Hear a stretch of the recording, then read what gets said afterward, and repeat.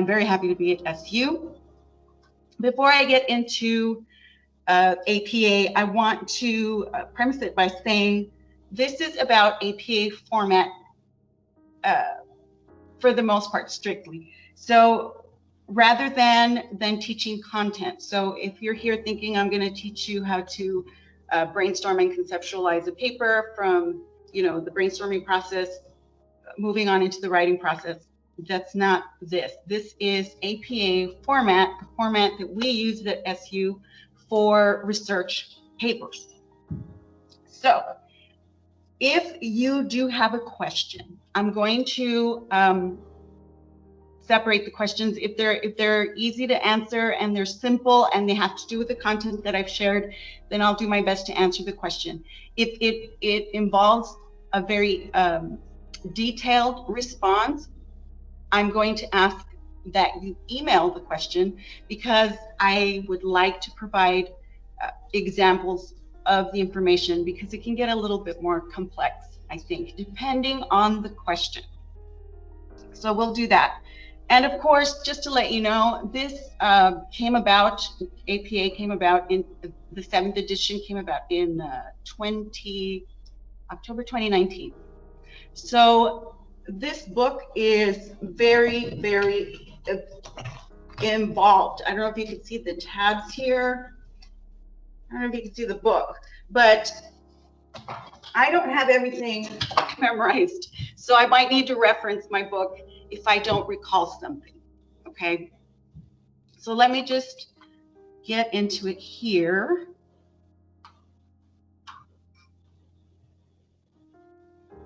Okay. Please let me know if you can see this. It's going. Can you all see that? Yeah, so you see the 7th edition APA PowerPoint? Yes. Yes, yes, yes. So that's what it is, 7th edition APA PowerPoint. What we're going to do is we're going to talk about what it is and why we use it. We're going to discuss the components of this format in its simplest terms. I'll do my best to keep it simple. The common errors. So I'm not going to talk about a whole bunch of writing per se. I'm just going to talk about some of the grammatical errors that I see in student writing, and where to go if you need help, and I'll keep that short, sweet, and to the point-ish. So, but first, a moment of silence for the 6th edition. It's time to leave it behind. It's great. It's great. And moving on. Here we go. So we have the differences in a snapshot from the 6th edition to the 7th edition. And there are many more changes here, but I just went with the main ones, I think. Whereas the 6th edition had a running head, we have excluded the running head from the student format. The APA decided that instead of having one format for everyone, and I mean professionals and students alike, they decided to separate them. So you're going to have a professional 7th edition format, and you're going to have a student format. And we, hopefully across campus, are going to focus on the 7th edition APA student format. So we've excluded the running head. There is no abstract for the 7th edition student format, and I don't know if some of the teachers there are screaming like, oh no, and if the students are cheering. They've deemed it superfluous, so we're not going to use that. I will go over it briefly though for a reason. There is something called et al. Okay, this is Latin, and it has to do with the referencing. So I'm just going to sort of glaze over it here. If you don't know what it is, it's a little more involved, and I can absolutely send you an email on this. And then we have other fonts that are acceptable now. Now, the main one in the 6th edition was 12-point Times New Roman font. I will always stick to that because I just think it's the easiest thing for me to remember. And of course, bias-free language, which is beautiful. We're evolving beautifully. And I wanted to share with you what the APA book itself states for bias-free language. It states on page 131, in case you want to jot that down, it is unacceptable to use constructions that might imply prejudicial beliefs or perpetuate biased assumptions against persons on the basis of age, disability, gender, participation in research, racial or ethnic identity, sexual orientation, socioeconomic status, and some combination of these or other personal factors to include marital status, immigration, religion, etc. So we have to be careful with the language that we're using, essentially. What is APA format and why do we use it? I get a lot of students who, you know, in the middle of the lesson, they become afraid and frustrated and, you know, oh, why do we have to learn this? Okay, well, you're at a university, is the simple response. APA stands for American Psychological Association. This is a format that was developed by said association to maintain uniform research by writers and students in social sciences, psychology, sociology, business, etc. So we use this at SU. Students are required to cite sources in order to substantiate claims made within their writing. So we are novice writers. Yes, we students are novice writers. So anything that we put on paper, we have to prove it with what the professionals say, okay? It's not about opinion, even if you might agree with the research that you're using. You can't say I think or I feel. You need to provide substantial information from professionals, credible sources. So, reliable sources, peer-reviewed journals, books, magazines, YouTube, depending on the scope of your research, sites ending in .gov.edu, but you want to steer clear of Wikipedia, SparkNotes, and other reliable sources. SparkNotes might be fine, but really that's just a shortcut, and we want thorough research, okay? You want to use the most up-to-date, credible research materials, all right? 5 to 6 years old, for me, I would prefer my students to go even newer than that if the material lends itself to that. If there is newer material, always go with the newest material. So now it's time to learn how to set up your paper. Here's what you want to do. You want to open your Word document and have a clean paper, clean new sheet. You're going to set up your margins first. And I believe that the 1-inch margin might be just a default margin, so it might already be set up, but please check. Please check that in your toolbar in the Word document. You're going to set it up to double space. So this is all before you even start typing. Please set up the whole paper to double space. Then you're going to choose your font. Here's where I said 12-point Times New Roman font. Okay, but here are your choices. You can use 11-point Calibri, Arial, or Georgia. As long as it's something that we can read, I would always recommend to stick to 12-point Times New Roman font. You're going to insert a plain page number at the top right of your paper. Again, you have to set it up first before you start typing. So insert plain page.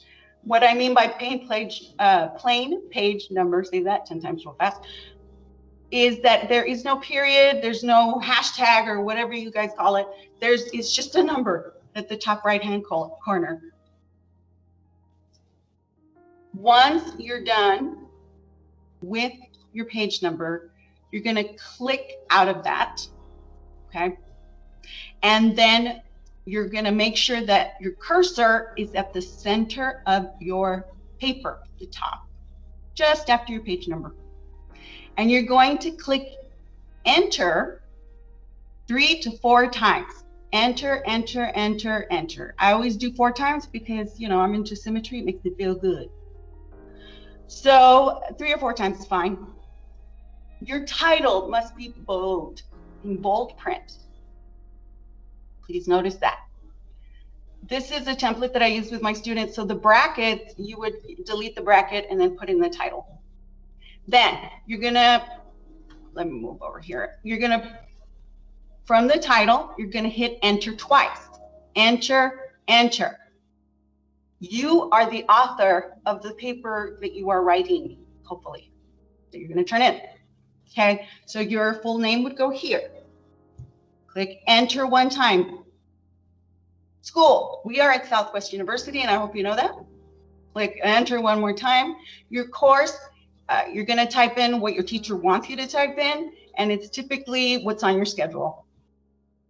You're gonna click enter, and you're going to add your teacher's name. Please make sure that you ask your teacher how they would like their name to be reflected in the writing here, okay? But you do not add any titles. So if your teacher has a PhD, if your teacher has a master's degree, nothing goes after. It's strictly the name of your teacher. And the date. Please write out the whole month, the date, and the whole year.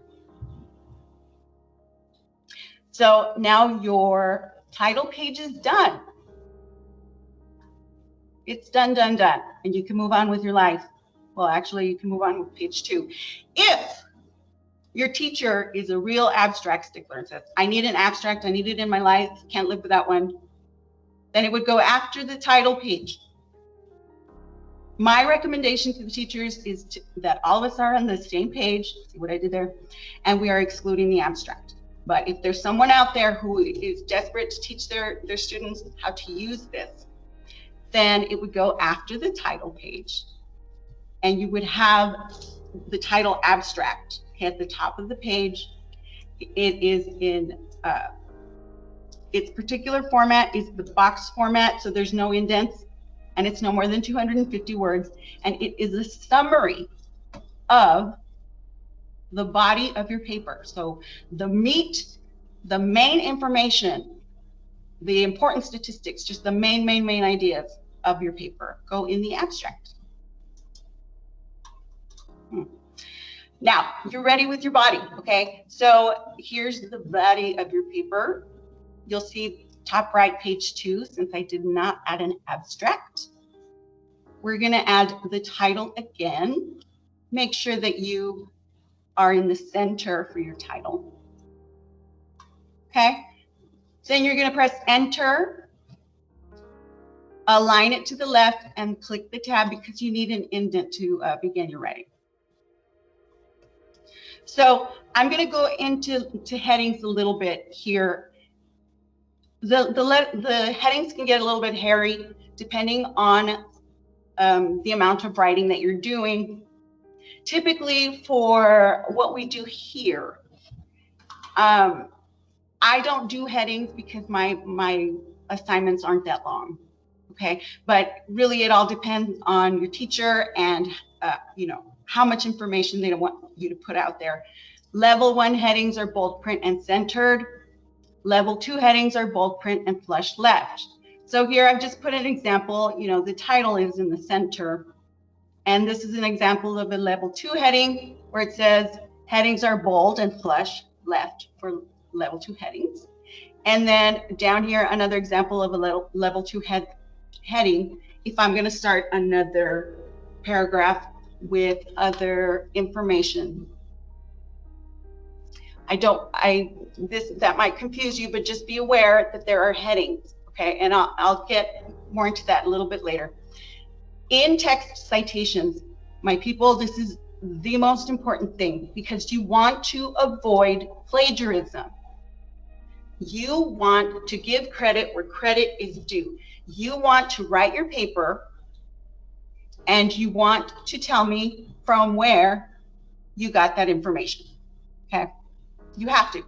Otherwise, you're taking ideas from other people and taking credit for them, and that is a huge no-no. So you have in-text citations. I'm going to show you what they are here. This is right here. You have 2 kinds. You have a narrative in-text citations, and you have parenthetical in-text citations. So an example of the narrative, and I'm using one of our books, the college studies book. Sherfield and Moody maintain the SQ3R method is a powerful learning tool. 2013, because you need the most recent copyright of the text in parentheses. So narrative means that you included it in your writing. You included the name within of the authors within your text, and in parentheses you put the year, the publication year. Your parenthetical in-text citations will all be in parentheses. So the sample there is SQ3R is a powerful learning tool. Sherfield and Moody, comma 2013. Please notice that this is a book reference. It is a simple kind of reference, and this is what I'm going to stick with strictly for this talk. You need the names of the authors and the most recent copyright year in your in-text citations. One more time. For your in-text citations, you're going to need the names of the authors. This one has 2, and the most recent year of the copyright. Any sources that are cited in the body must be in the reference page. So this is another problem that I get a lot. If I tell students you're going to write a 3 to 4 page paper of the body, 3 to 4 page paper of the body, and I need 3 references, that means that you need to write in 3, you need to reference 3 different sources in your writing, okay? And then at the end, when you get to your reference page, those 3 sources need to be reflected in the reference page. So personal communications are solely found in the body and not in the reference page. I'm going to say that again. If you are interviewing someone, that will only go in the body. It does not go in the reference page. Okay, let's move on. So we're back to levels of heading in APA style. Levels are used to clarify really long papers, okay, with tons of information that have to be broken down into sections and subsections. In APA, there are 5 levels of headings used to organize. You begin each section with a level 1 heading, and each additional heading is used for subsections within each section or subsection. APA instructs that headings should only be used if there will be 2 or more subsections using the same level heading. If there are less than 2 subheadings, simply use the level heading, just 1. Now, I know that's a lot of information. Trust me when I say, once you see it, once you start putting your outline together of your paper, you'll see where you need those headings and subheadings. Here you go. So I typically see when I'm reviewing papers, I see levels 1 and 2 headings, where you have the main one, and then you have a few level 2 headings. The main ones, the level 1 headings, are centered, bold, titled, case headings. And the second level is the flush left bold title case heading. If you don't know what I'm talking about, please let me, we will cover that if you are uncertain. I just want to keep it a little bit simple. It keeps going, but I think I'm just going to leave that there since we are novice writers. You're done writing your beautiful paper. You're going to get to the references. Now, I do know some students who like to do the reference page first, and that's perfectly great. Your paper must include the in-text citation, and those in-text citations will appear here in the references. So let's say you use 3 different books from 3 different authors in your body. Those 3 sources will be cited right here. They'll be referenced, right here. So I've used 2 here because I wanted to explain when you are referencing a book, and again, I used Sherfield and Moody's Cornerstones. You have the last name, you have the initials, RM, if they have a middle name, it is included.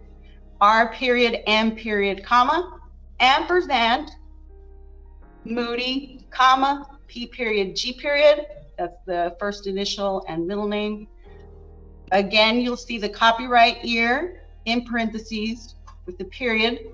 You'll see the title, Cornerstones for Career College Success, in italics with only the beginning, the C here at the front of the title is the only thing that is capitalized.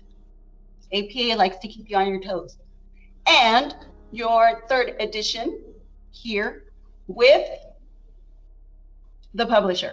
Whereas in the 6th edition, they didn't just want the publisher, they wanted where it was published and the publisher.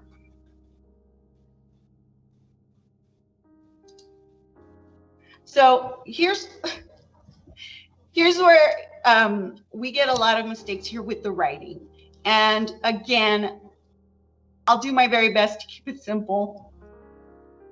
There's something called passive voice, and there's something called active voice. And you want to write an active voice when it comes to scholarly writing, okay? Passive voice, sometimes it's not, a complete sin. Sometimes you cannot avoid it, and it fits within the scope of your writing. But typically, for scholarly writing, we do not use passive voice.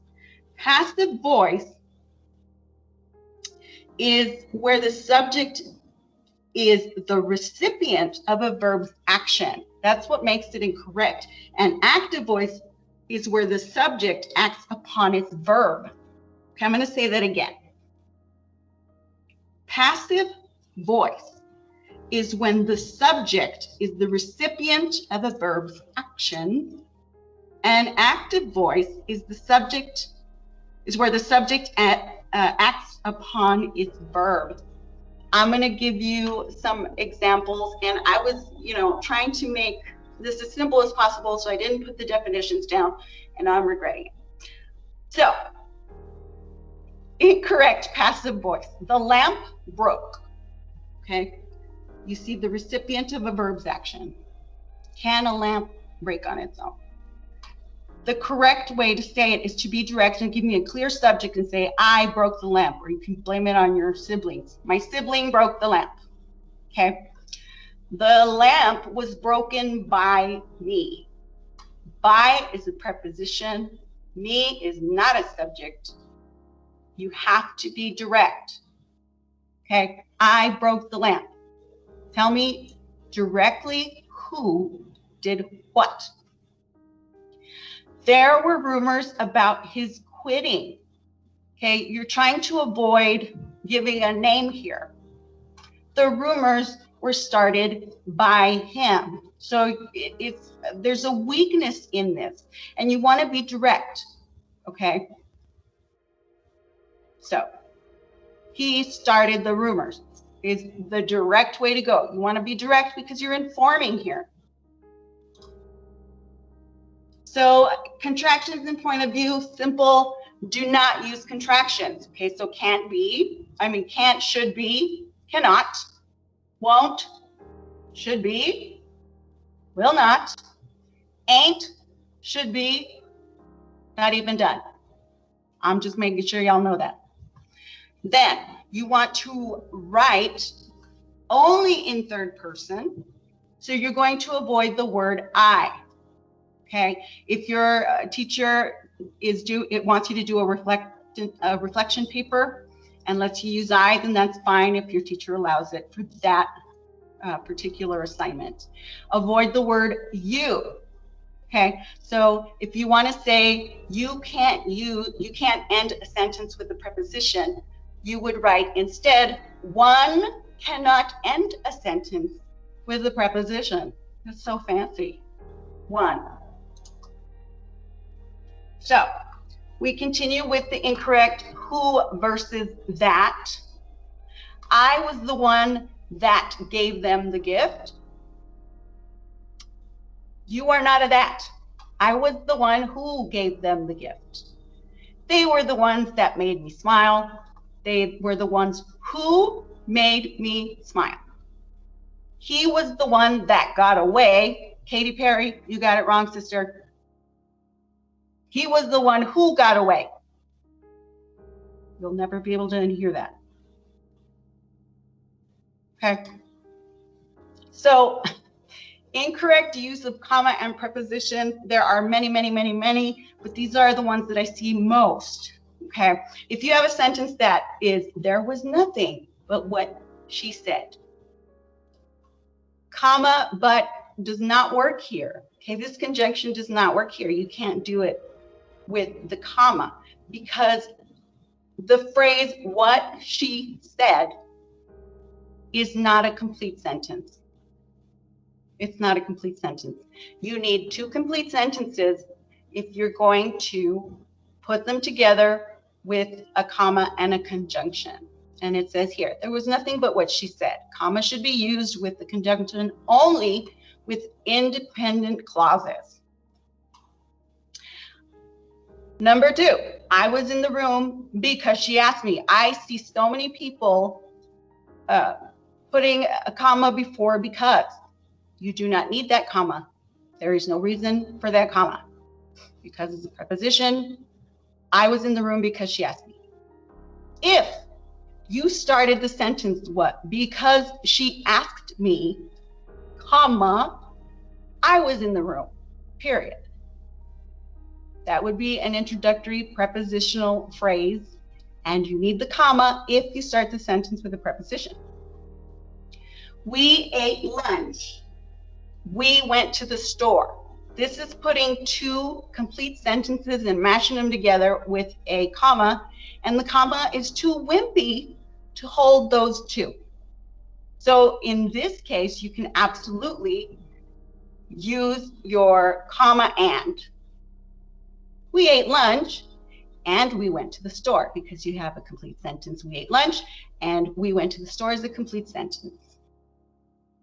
Then we have sentences that end in prepositions. If you don't know what a preposition is, you can look up a list of the most common prepositions. Okay. We end sentences in prepositions all of the time. This is where they are at. At is a preposition. Okay. If I'm calling my son, I'm going to do it because I'm at home and I'm going to say, hey, boo-boo, where are you at? But if I'm in class and I'm teaching my students, I'm going to put my fancy voice on and I'm going to say, darling, boo-boo, where are you? Because I don't need the at.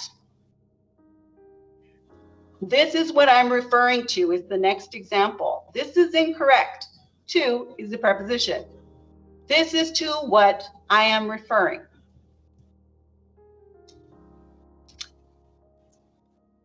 Is this to what you're referring? Yes. I hope that makes sense. If not, please let me know. I give you a list of prepositions and some more examples. So I'm going to show you how to use citationmachine.net. Citationmachine.net. This is why I don't panic when I'm teaching how to do different references, because citationmachine.net exists.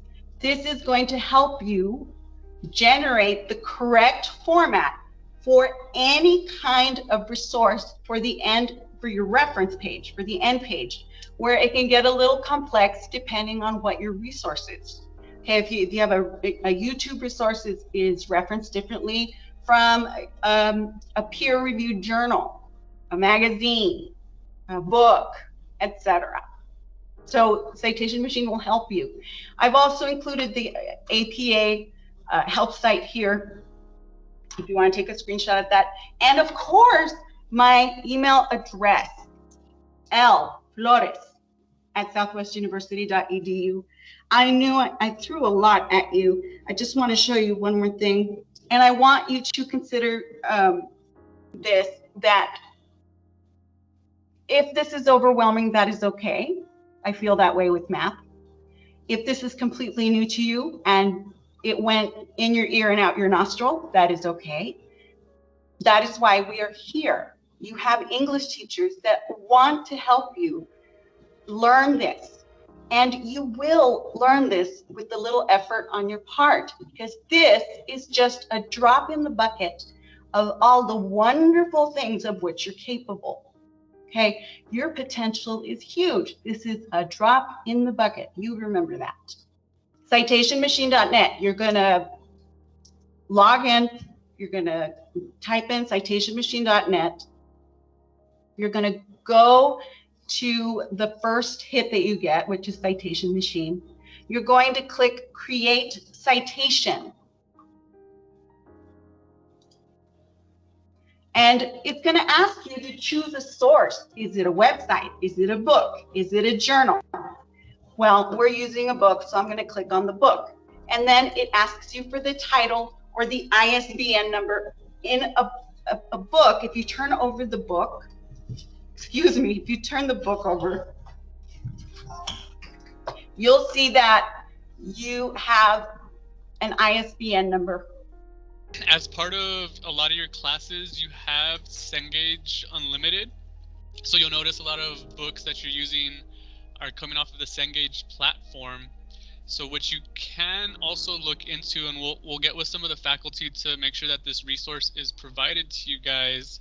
Let me just show you.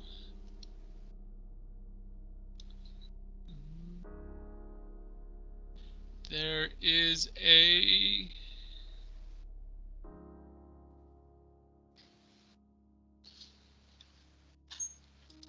I guess I don't have the ability to share my screen, but there's a book on Cengage Unlimited. It's called Pocket Guide to APA Style, 7th edition.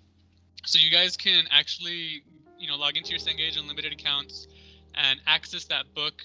We'll ask the instructors to also post it into their courses, so that way you guys have it ready and available to you. And while we wait for Miss Lulu to join back in, I did notice that we have some other English faculty here. So I wanted to ask them if they're able to just kind of say hello, so you guys can get to see who they are, so you know that you have them available as resources to reach out to you. So let me first have Miss PA, if she can unmute herself and just introduce herself a little bit. Hi, everyone. Can everyone hear me? Yeah. Dr. Ramos, can you hear Yes. me? Yes, ma'am. Okay.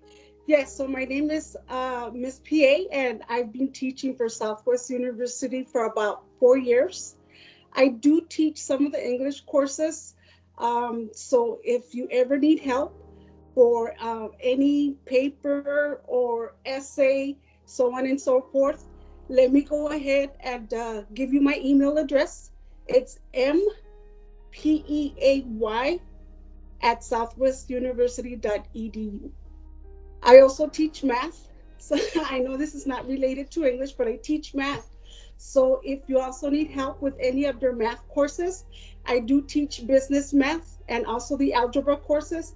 And again, send me an email and I'll be more than happy to help you with both your English courses and also your math subjects. All right, and we also have Miss Cortez here. Are you able to just introduce yourself real quick? Yes. My name is Naomi Cortez. I teach English. I have a master's in English and I'm currently getting my doctorate. So I have tons of experience with APA. If you guys need any help with any of your classes, it doesn't have to, well, English classes, it doesn't have to be class with me. I can help you with any writing papers you have for any of your subjects. All right. Thank you. And yeah, Miss Flores just sent me a message. She's having internet issues at her house, but she got the gist of everything sent out to you guys. But if you guys have any questions with this APA, writing your papers in APA style, APA format, there's a lot of resources available. Miss PA, Miss Cortez, and Miss Flores are kind of the tip of the iceberg is some of the English faculty you'll have. I mentioned the book on Cengage Unlimited, which you guys should be able to access, and there's a ton of resources online. But please feel free to reach out to any of the English faculty we have here at SU if you need help, writing a paper, getting a paper reviewed, or making sure you have the correct APA format for it. But otherwise, we got most information out. Miss Flores is still trying to connect, so we'll go ahead and just finish here. I wanted to thank you all for joining us and taking the time to watch this presentation. Again, this is something that is very important for you all. So if you have any questions about it, please do not hesitate to reach out to the English faculty.